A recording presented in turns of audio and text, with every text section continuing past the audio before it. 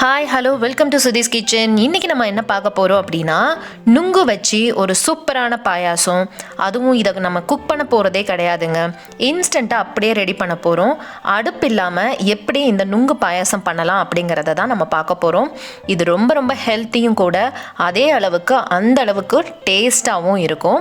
So வாங்க எப்படி பண்ணலாம் அப்படிங்கிறத பார்த்துடலாம். நான் 2 நுங்கு எடுத்திருக்கேன். நுங்கோட தோலை மட்டும் நம்ம சீவி எடுத்துக்க போகிறோம். எப்பயுமே நுங்கு சாப்பிடும்போது அதோட தோலோடு சாப்பிடும்போது தான் அது நமக்கு நல்ல குளிர்ச்சியை கொடுக்கும் அப்படின்னு சொல்லுவாங்க.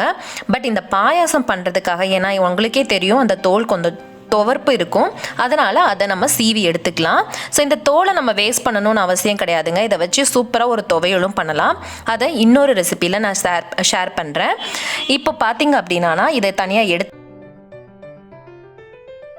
இப்போ இதை குட்டி குட்டி பீசஸாக கட் பண்ணிக்கோங்க. ரொம்ப நம்ம அரைச்சி போட்டோம் அப்படின்னா அது ஒரு மாதிரி கொலன்னு இருக்கிற மாதிரி இருக்கும். இந்த மாதிரி குட்டி குட்டி பீசஸாக கட் பண்ணி போடும்போது அந்த தேங்காய் பாலோடு அது மிக்ஸ் ஆகி ரொம்பவே நல்ல டேஸ்ட் கொடுக்கும். அதுவும் சாப்பிடும்போது நம்ம சியூ பண்ணி சாப்பிடும்போது ரொம்ப நல்லாயிருக்கும். அதுக்காக நான் குட்டி குட்டி பீசஸாக கட் பண்ணியிருக்கேன். இதுக்கு நான் ஒரு 2 கப்பு தேங்காய் பால் எடுத்திருக்கேன். ஸோ கொஞ்சம் திக்காக இருக்கிற தேங்காய் பால் எடுத்துக்கோங்க. கொஞ்சமாக தண்ணி ஆட் பண்ணிக்கலாம். அதுக்காக ரொம்ப தண்ணி ஆட் பண்ணி அப்படின்னா அந்த டேஸ்ட் இல்லாமல் போயிடும். ஸோ கொஞ்சம் திக்காக இருக்கிற தேங்காய் பால் மட்டும் ஆட் பண்ணிக்கோங்க. இப்போ இந்த தேங்காய் பாலோட நம்ம ஒரு அரை கப்பு கண்டென்ஸ்டு மில்க் சேர்க்க போகிறோம். ஸோ உங்ககிட்ட கண்டென்ஸ்டு மில்க் இல்லைன்னா கவலைப்பட தேவையில்லை. மில்க் பவுடரோட கொஞ்சமாக பட்டர், கொஞ்சமாக பால், இது ரெண்டத்தையும் நல்லா மிக்ஸி ஜாரில் போட்டு அடிச்சுட்டு அதை நீங்கள் சேர்த்துக்கலாம்.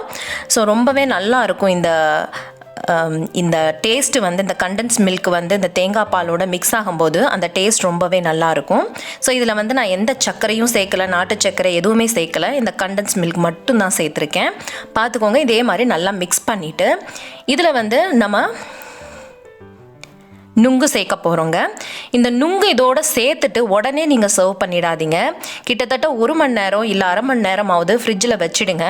அந்த நுங்கு அந்த தேங்காய் பாலில் ஊறி அதுக்கப்புறம் நீங்கள் அதை சர்வ் பண்ணும்போது அந்த நுங்கு சாப்பிட்ற ருசியே தனியாக இருக்குங்க.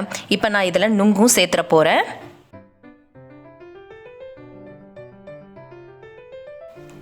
இப்போ இந்த நுங்கு சேர்த்ததுக்கப்புறம் இதில் என்ன சேர்க்கலாம் அப்படின்னா 2 ஏலக்காய் நல்லா தூள் பண்ணது, இல்லை ஏலக்காய் பவுடர் இருந்துச்சுன்னா கூட நீங்கள் சேர்த்துக்கலாம். அப்புறம் உங்களுக்கு தேவைப்பட்ட நட்ஸ், நான் இங்கே முந்திரியும் பாதாமும் குட்டி குட்டி பீசஸாக கட் பண்ணி சேர்த்துருக்கேன்.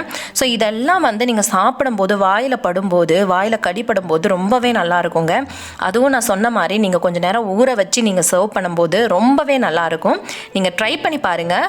நுங்கு சாப்பிடாத குழந்தைங்களுக்கு இந்த மாதிரி கொடுத்து பாருங்கள், கண்டிப்பாக சாப்பிடுவாங்க. அவங்களுக்கு நுங்குங்கிறதே கண்டுபிடிக்க முடியாது, அந்த அளவுக்கு ரொம்ப நல்லா இருக்கும். அண்ட் தேங்காய் பாலில் நிறைய ஊட்டச்சத்து இருக்குது. நீங்கள் ட்ரை பண்ணி பார்த்துட்டு சொல்லுங்கள். உங்களுக்கு இந்த வீடியோ பிடிச்சிருந்தா என்னோட சேனலை சப்ஸ்கிரைப் பண்ணுங்கள், லைக் பண்ணுங்கள், ஷேர் பண்ணுங்கள். இன்னொரு சூப்பரான வீடியோவில் சந்திக்கலாம். தேங்க்ஸ் ஃபார் வாட்சிங்.